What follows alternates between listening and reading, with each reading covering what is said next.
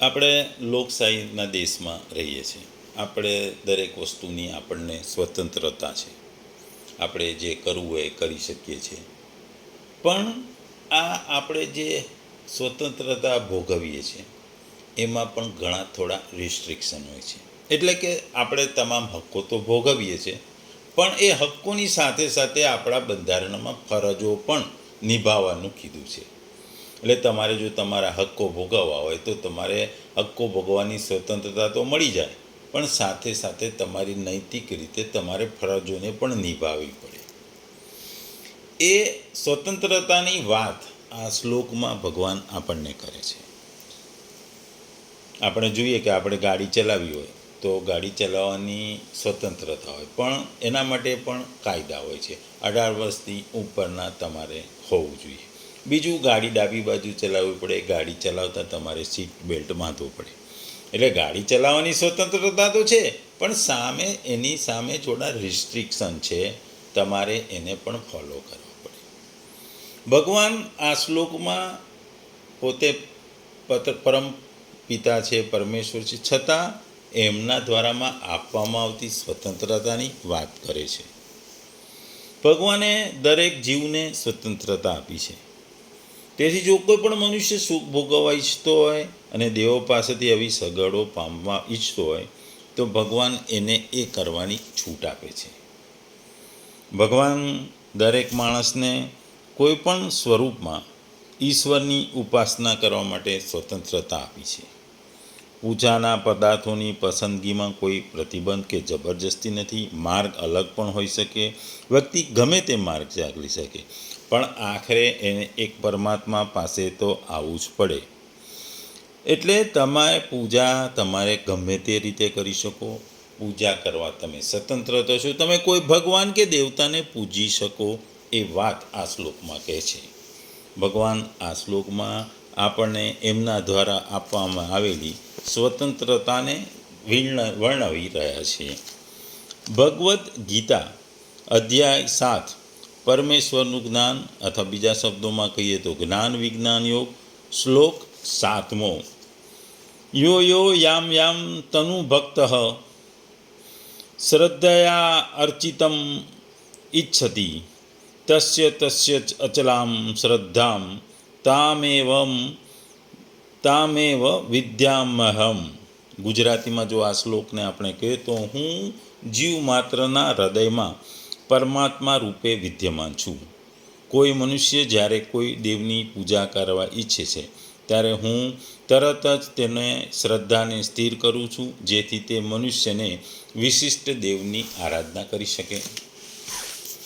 બીજા શબ્દોમાં આ શ્લોકને ગુજરાતીમાં કહીએ તો કે જે સકામ ભક્ત જે દેવતાના સ્વરૂપને શ્રદ્ધાથી પૂજવા ઈચ્છે છે તે ભક્તની શ્રદ્ધાને હું એ જ દેવતા પ્રત્યે દ્રઢ કરું છું. ટૂંકમાં આ શ્લોકમાં ભગવાન આપણને ઘણું બધું સમજાવી રહ્યા છે. ભગવાન કહે છે કે દેવતાના સ્વરૂપને શ્રદ્ધાથી પૂજવા ઈચ્છે છે. દેવતાઓની સત્તા અર્થાત તેમના અસ્તિત્વમાં, તેમના પ્રભાવ અને ગુણોમાં, તેમજ તેમની પૂજાના પ્રકારો અને તેના ફળમાં પૂર્ણ વિશ્વાસ રાખીને શ્રદ્ધાથી, તેમજ તે દેવતાની જે પ્રમાણે મૂર્તિનું વિધાન થયું હોય તે ધાતુ, લાકડું, માટી, પથ્થર વગેરેની તેવી જ મૂર્તિ બનાવી અથવા ફોટો લેવો અને તેની વિધિવત સ્થાપના કરવી, અથવા મનમાં માનસિક મૂર્તિનું નિર્માણ કરવું અને જે મંત્રની જેટલી સંખ્યાનું વિધાન હોય એ પ્રમાણે જપ કરવા અને જે સામગ્રીની પૂજા કરવાનું વિધાન હોય એ પ્રમાણે પૂજા કરવી, તે દેવતાઓના નિમિત્તે અગ્નિમાં આહુતિ આપી યજ્ઞ કરો, દેવતાઓમાં ધ્યાન ધરવું, સૂર્ય, ચંદ્ર, અગ્નિ વગેરે દેવતાઓનું પૂજન કરવું અને સર્વેને યથાવિધિ નમસ્કાર આદિ કરવા, એને જ દેવતાઓના સ્વરૂપને શ્રદ્ધાથી પૂજા કરવી એવું કહેવાય. અહીં ભક્ત પદની સાથે યમઃ શબ્દનો અને તનુ પદની સાથે યામ શબ્દનો 2 વાર પ્રયોગ કરવામાં આવ્યો છે. યહનો 2 વાર પ્રયોગ થયો છે તે સૂચવે છે કે ભક્ત અનેક છે, અને યામનો 2 વાર પ્રયોગ થયો છે તે દેવતાઓની અનેકતા સૂચવે છે. અહીં ભગવાનનો અભિપ્રાય એવો છે કે સકામ ભક્તો પણ ઘણા પ્રકારના હોય છે અને તેઓ પોતપોતાની કામનાઓને પ્રકૃતિના ભેદ પ્રમાણે તેઓ ઈષ્ટ દેવતાઓ પણ જુદા જુદા હોય છે. તામ પદનો શ્રદ્ધાની સાથે સંબંધ નહીં જોડતા તે પદને તનુ દેવતાના સ્વરૂપનું બોધક માનવામાં આવ્યું છે.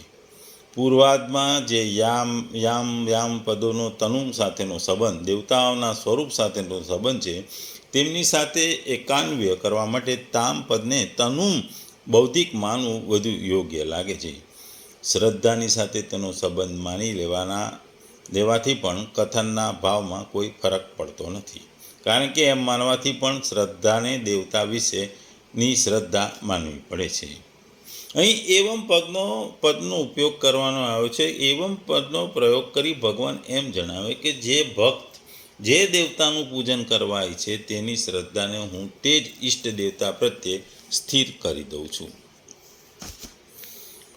ટૂંકમાં ભગવાન અહીં જાહેર કરે છે કે તે એવા લોકોની શ્રદ્ધાની પુષ્ટિ કરે છે જેઓ જુદા જુદા હેતુઓ માટે જુદા જુદા દેવોની પૂજા કરે છે. પરમાત્માનો પ્રેમ અનંત છે. આ બધા જુદા જુદા દેવોમાં તે હાજર છે. તેથી જ્યારે માણસ શ્રદ્ધા સાથે તેમની પૂજા કરે છે ત્યારે તેની શ્રદ્ધા ભગવાન પોતે અચળ બનાવે છે. નોંધનીય બાબત એ છે કે જો કોઈ ગમે તે રૂપમાં હોય, કોઈ પણ રૂપમાં શ્રદ્ધા હોય તો એવી શ્રદ્ધા પ્રભુ દ્વારા મજબૂત થાય છે. આપણે જોઈએ છે કે માતા પિતા પોતાના બાળક નાના હોય ત્યારે એમને રમકડા લાવી આપે છે, નાની ડોલ લાવી આપે છે કે એવા રમકડા લાવી આપે છે. આ બાળકીને એ રમકડા પ્રત્યે ખૂબ જ પ્રેમ હોય છે, એમને ખૂબ જ લાગણી થાય છે અને એ પોતાના માનીતા હોવાથી એમને એનું બહુ જ એકદમ જતન કરે છે. આ બાળકને આ કૃત્રિમ રમકડાઓ આપીને એમને કેળવવામાં આવે છે, એમને ટેવ પાડવામાં આવે છે કે કોઈની સારવાર કે સંભાળ કેમ રાખવી, કોઈના પ્રત્યે પ્રેમ કેમ રાખવો, કોઈના પ્રત્યે લાગણી કેમ રાખવી.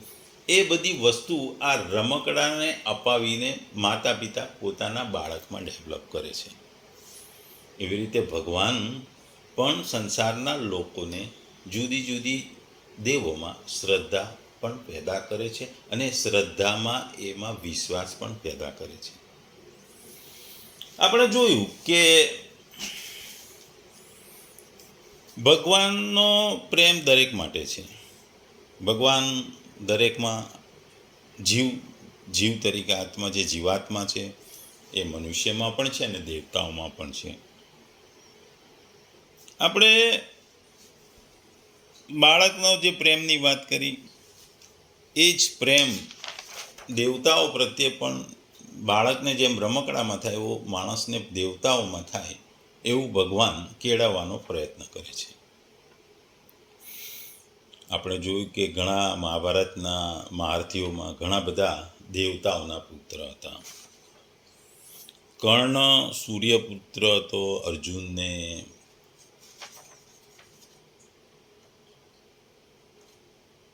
અર્જુનને પણ દેવતાનો પુત્ર એટલે કે ઇન્દ્રનો પુત્ર કહેવામાં આવ્યો હતો. ભીમને વાયુપુત્ર કહેવામાં આવ્યો હતો અને ભગવાને પણ અર્જુનને શસ્ત્રો લેવા માટે દેવેન્દ્ર એટલે કે ઇન્દ્ર પાસે મોકલ્યો હતો અને એની પાસેથી પણ મહાભારતના યુદ્ધ પહેલાં શસ્ત્રો લેવડાવ્યા હતા. ટૂંકમાં ભગવાન પણ દેવતાઓને પોતાના સેવક બનાવવા માગતા નથી. સામાન્ય રીતે મનુષ્યના સ્વભાવમાં એવું હોય છે કે એ બીજા મનુષ્યને પોતાને આધીન બનાવવા આવે છે અથવા આધીન બનાવવાની ઈચ્છા કરે છે. પોતાના શિષ્ય યા સેવક બનાવવા ઈચ્છે છે, પોતાની વાત માને એવું કરવા માગે છે. પરંતુ અહીં ભગવાન સર્વોપરી હોવા છતાં પણ કોઈને આધીન નથી બનાવતા, બલકે જેની જ્યાં શ્રદ્ધા હોય તેની શ્રદ્ધામાં એમાં દ્રઢતા કરે છે. આ ભગવાનની ઉદારતા અને કેટલી નિષ્પક્ષતા છે એ બતાવે છે. ભગવાનની દૃષ્ટિએ સર્વ કંઈ તેમનું સ્વરૂપ છે. તેથી ભગવાનમાં કોઈના પ્રતિ કિંચિત માત્ર પણ પક્ષપાત નથી. પરંતુ ભગવાનનો આ પક્ષપાત રહી સ્વભાવ સહજ રીતે સમજાતો નથી, બલકે ઊંડું ચિંતન કરવાથી સમજાય છે. જો આ સ્વભાવ કોઈની સમજમાં આવી જાય તો તે ભગવાનનો ભક્ત થઈ જશે. બીજાને પોતાનો સેવક તે જ બનાવે જેમાં કંઈ ઉણપ હોય કે ખામી હોય. ભગવાનમાં તો કોઈ ઉણપ છે જ નહીં. તેથી તેઓ પોતાના તરફથી કોઈને પોતાનો સેવક કઈ રીતે બનાવે? પરંતુ કોઈ તેમનો દાસ થવા ઈચ્છે તો તેઓ એમને રોકતા નથી અને અનુગ્રહપૂર્વક તેને સેવક સ્વીકારી લે છે. આ જ તેમની વિશેષ ઉદારતા છે. જેમ નાના સરખા બાળકને જોઈને કોઈ વ્યક્તિ ખુશ થઈ જાય છે, એનો અર્થ નથી કે બાળક તેને કોઈ સ્વાર્થ છે. એ જ રીતે ભગવાનનો સેવક બને છે તેના સરળ ભાવથી ભગવાન રીઝી જાય છે. ગીતાના 18માં જ્યારે ભગવાન દ્વારા યથેચ્છસી તથા કુરુ સાંભળીને અર્જુન ગભરાઈ ગયા, ત્યારે ભગવાને કરુણા વશ થઈને અર્જુનને કહ્યું, તું મારી શરણમાં આવી જા, મામેકમ શરણમ વ્રજ. પરંતુ આવું કહેતા પહેલાં ભગવાને કહ્યું કે આ બધી અત્યંત ગોપનીય વાત છે, અને પછી પણ કહ્યું કે આ વાતને હર કોઈને કહીશ નહીં. આથી સાબિત થાય છે કે બીજાને પોતાનો સેવક બનાવવાની દાનત ન હોય તો પણ કોઈ બીજો આશરો ન મળતા મનુષ્ય ગભરાઈ જાય છે અને તેમનો સેવક બનવા ઈચ્છે તો ભગવાન દયાવશ અને લાગણી થઈ એનો સ્વીકાર કરે છે. તાત્પર્ય એ થયું કે કોઈ દેવતા ઉપર શ્રદ્ધા રાખે, તેની શ્રદ્ધાને ભગવાન તે દેવતામાં દ્રઢ કરી દે છે, અને ભગવાન પર શ્રદ્ધા રાખે છે, તેની શ્રદ્ધા ભગવાન પોતાનામાં દ્રઢ કરી દે છે. ટૂંકમાં આ શ્લોકમાં ભગવાન કહે છે કે જે મનુષ્ય જે દેવતાના ભક્ત બની શ્રદ્ધાપૂર્વક યજન પૂજન કરવા ઈચ્છે છે, તે મનુષ્યની શ્રદ્ધા તે દેવતા પ્રત્યે અચલ દ્રઢ કરી દઉં છું. તેઓ બીજાઓનું યજન પૂજન ન કરતા મારું જ કરે એવું હું કહેતો નથી. જો કે તે દેવતાઓનું યજન ભજન કામનાને કારણે કરતા હોવાથી તેઓનું કલ્યાણ નથી થતું, છતાં પણ હું દેવતાઓમાં તેમની શ્રદ્ધાને દ્રઢ કરું છું. જેઓ મારામાં પ્રેમ રાખે છે, પોતાનું કલ્યાણ કરવા કરે છે, તેમની શ્રદ્ધાને હું મારામાં દ્રઢ કેમ ના કરતા અર્થાત અવશ્ય કરીશ, કારણ કે હું પ્રાણી માત્રનો સુહૃદ છું. આ વાતથી આપણને શંકા થાય કે આપણા બધાની શ્રદ્ધા આપનામાં દ્રઢ કેમ કરતા નથી? ભગવાન પોતાનામાં દરેકની શ્રદ્ધા કેમ દ્રઢ કરતા નથી? બીજાની શ્રદ્ધામાં કેમ મદદ કરે છે? બીજાની શ્રદ્ધામાં કેમ એ મદદરૂપ થાય છે? એટલે આપણને શંકા થાય કે આ બધાની શ્રદ્ધાને આપનામાં કેમ કેન્દ્રિત કરતા નથી, કેમ દ્રઢ કરતા નથી? તો આ અંગે ભગવાન જાણે એમ કહે છે કે હું બધાની શ્રદ્ધાને મારા પ્રત્યે દ્રઢ કરું તો મનુષ્ય જન્મની સ્વતંત્રતા અને સાર્થકતા રહે નહીં, સ્વતંત્ર મનુષ્યની ઈચ્છાઓ થાય નહીં, તથા મારી સ્વાર્થપરાયણનો ત્યાગ પણ ન થાય. જો લોકો મારામાં જોડાવાનો મારો આગ્રહ રહે તો એ કોઈ મોટી વાત નથી, કેમ કે એવો વર્તાવ તો દુનિયાના બધા જ સ્વાર્થી જીવોનો સ્વભાવ છે. આથી હું એ સ્વાર્થપરાયણતાને દૂર કરીને એવો સ્વભાવ કેળવવા ચાહું છું કે કોઈ પણ મનુષ્ય પક્ષપાત કરીને બીજાઓ દ્વારા કેવળ પોતાની પૂજા પ્રતિષ્ઠા કરાવવા ન લાગ્યો રહે અને કોઈને પરાધીન ના બને. એટલે ભગવાન અહીં પોતાની મનુષ્યને સ્વતંત્રતાની વાત કરે છે. પછી આપણને બીજી શંકા થાય કે આપ તેઓની શ્રદ્ધાને તે દેવતાઓ પ્રત્યે દ્રઢ કરી દો છો, એનાથી આપની સાધુતા તો સિદ્ધ થઈ ગઈ, પરંતુ એ જીવો તો આપનાથી વિમુખ થવાનું હિત તો થયું. એ વસ્તુમાં કહેવાનો મતલબ એ છે, જો હું એઓની શ્રદ્ધાને બીજાઓમાં હટાવીને મારામાં જોડાવાનો ભાવ રાખીશ તો તેઓ મારામાં અશ્રદ્ધા થઈ જશે. પરંતુ હું પોતાનામાં જોડાવાનો ભાવ નહીં રાખું અને તેઓને સ્વતંત્રતા આપીશ તો એ સ્વતંત્રતાને લીધે જેઓ બુદ્ધિમાન હશે તેઓ મારા આ વર્તાવને જોઈ મારા તરફ લાગણી થશે, મારા પ્રત્યે આકર્ષાશે. આથી તેઓના ઉદ્ધારનો આ જ લાભ છે. એટલે હું સ્વાર્થી નહીં બનું. હું સ્વાર્થી નહીં બનું, લોકોને સ્વતંત્રતા આપી છે એમને એ સ્વતંત્રતા ભોગવવા દઈશ. પછી ત્રીજી શંકા થાય કે જ્યારે આપ પોતે જ તેઓની શ્રદ્ધા બીજાઓમાં દ્રઢ કરીએ છો તો પછી એ શ્રદ્ધાને કોઈ જ દૂર નથી કરી શકતું, પછી તો તેઓનું પતન થતું જ રહેશે. તો ભગવાન કહે છે, હું તેઓની શ્રદ્ધાને દેવતાના પ્રત્યે દ્રઢ કરું છું, બીજાઓના પ્રત્યે નહીં, એ વાત નથી. હું તો તેઓની ઈચ્છા અનુસાર તેઓની શ્રદ્ધાને દ્રઢ કરું છું. અને પોતાની ઈચ્છા બદલવામાં મનુષ્ય પોતે સ્વતંત્ર છે, યોગ્ય છે અને સમજુ છે. ઈચ્છાને બદલવામાં તેઓ પરવશ, નિર્બળ અને અયોગ્ય નથી. જો ઈચ્છાને બદલવામાં તેઓ પરવશ હોત તો પછી મનુષ્ય જન્મનો મહિમા જ ક્યાં રહ્યો હતો. ઈચ્છા કામનાનો ત્યાગ કરવાની આજ્ઞા પણ હું કેવી રીતે આપી શકત. એ ટૂંકમાં ભગવાન આ શ્લોકમાં સ્વતંત્રતાની વાત કરે છે. પોતે સર્વે સર્વા હોવાથી, આ દુનિયાના તાત હોવાથી, પિતા હોવા છતાં એ દરેક મનુષ્યને પોતાની શ્રદ્ધાપૂર્વક, પોતાની આસ્થાપૂર્વક એને બીજાની પૂજા કે બીજામાં શ્રદ્ધા કરવાની સ્વતંત્રતા આપે છે. પોતે બીજાનામાં બીજા દેવોને પૂજે એમાં ભગવાનને કોઈ પણ દુઃખ નથી, અને બીજાને પૂજતા હોય તો એમાં એ મદદ કરે છે. સામાન્ય રીતે આ જગતમાં આપણે જોયું કે દરેક વ્યક્તિ બીજાને પોતાનો ગુલામ બનાવવા હંમેશા તત્પર હોય છે, પોતાનાથી નીચો બતાવવાનો હંમેશા પ્રયત્ન કરતા હોય છે. આ પ્રયત્નને કારણે મનુષ્યમાં આજના જમાનામાં સંઘર્ષ વધતો જાય છે. એકબીજા પ્રત્યે લાગણીનો અભાવ ઘટતો જાય છે, એકબીજા પ્રત્યે નફરતનું વાતાવરણ વધતું જાય છે. કારણ કે આજના જમાનામાં જે સ્વતંત્રતા આપી છે એનો દુરુપયોગ કરવામાં આવ્યો છે.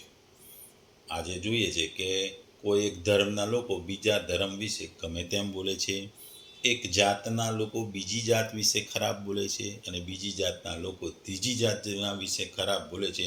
આ સ્વતંત્રતા જે આપી છે એનો દુરુપયોગ થઈ રહ્યો છે. અહીં દરેક જાત પાત અને ધર્મ બીજા જાત પાત અથવા ધર્મને નીચા પાડવાની કોશિશ કરવા છે. એ બીજાને પોતાનાથી નીચો બતાવવાનો પ્રયત્ન થઈ રહ્યો છે. એ આજના કળિયુગની મોટામાં મોટી નિશાની છે. ને આ શ્લોકમાં ભગવાન આપણને જે સ્વતંત્રતા આપી છે એ આપણે જાણવી જોઈએ, કારણ કે આ સ્વતંત્રતા જ આપણું મેઇન હેતુ છે. મનુષ્ય જ્યારે ભૌતિક સુખોથી આકર્ષાય છે એટલે ભૌતિક ઈચ્છાઓ વધે છે, અને દેવો પણ ભૌતિક સુખની ઈચ્છા ધરાવતા હોય છે. એઓને એમને પણ રાજધાની હોય, એમને મહાન મોટા મહેલ, મોટા નગરો હોય, મોટા મહાન વિશાળ એમના રાજ દરબાર હોય, એવી એમની પણ ઈચ્છા હોય છે. એટલે મનુષ્ય અને દેવોની ભૌતિક સુખની કામનાઓ સરખી છે. એટલા માટે જ ભગવાન આમાં જ્યારે મનુષ્ય કોઈ ભૌતિક ઈચ્છા માટે કોઈ દેવને પૂજે છે ત્યારે ભગવાન એમાં અડચણરૂપ બનતા નથી, પણ એને એ દેવમાં શ્રદ્ધા રાખવામાં પ્રેરે છે. ભગવાન એને દેવતાની શ્રદ્ધામાંથી એને પોતાના તરફ વાળતા નથી, કારણ કે એ પોતે સ્વાર્થી બનતા નથી. એ આપેલી સ્વતંત્રતાને મનુષ્યને પોતાના રીતે વાપરવા માટે એમણે સંપૂર્ણ સ્વતંત્રતા આપી દીધી છે. ટૂંકમાં આ શ્લોક આજના જમાના માટે પણ બહુ મહત્ત્વનો છે. સ્વતંત્રતા દરેક વ્યક્તિને, મનુષ્યને વાલી છે, અને સ્વતંત્રતાનો સદુપયોગ થવો જોઈએ. સ્વતંત્રતાનો દુરુપયોગ ક્યારે થાય કે જ્યારે તમે પોતાના વાણી વર્તનની સ્વતંત્રતાથી બીજાના હૃદયને, બીજાના મનને દુઃખ આપો, બીજાની નિંદા કરો, બીજા વિશે ગમે તેમ બોલો, તો એ તમને મળેલી સ્વતંત્રતાનો કોઈ અર્થ નથી. એ સ્વતંત્રતા નકામી જાય છે. આજના મોટાભાગના લોકોમાં બીજા પ્રત્યે નફરત, વાણી ગમે તેમ બોલવી, બીજા વિશે ગમે તેમ બોલવું, બીજા વિશે ગમે તેમ ટીકા કરવી, એ સામાન્ય છે. કારણ કે દરેક વ્યક્તિ પોતાને બીજાનાથી મોટો અને ઊંચો ગણવા માગે છે, એટલે બીજાને બોલીને નીચો પાડવા અથવા નીચો બતાવવાનો પ્રયત્ન કરવામાં આવે છે. આ સ્વતંત્રતાનો મોટામાં મોટો દુરુપયોગ છે. એટલે ભગવાન કહે છે કે જે ભક્તો પોતાના પૂર્વજન્મના સંસ્કારને લીધે જન્મેલી શ્રદ્ધાથી નિમ્ન દેવોને ભજે છે, તેમની તે શ્રદ્ધાને પ્રાણી માત્રમાં રહેલા ઈશ્વર સ્થિર અને દ્રઢ બનાવે છે. આ એ સ્વતંત્ર છે એ વાત છે.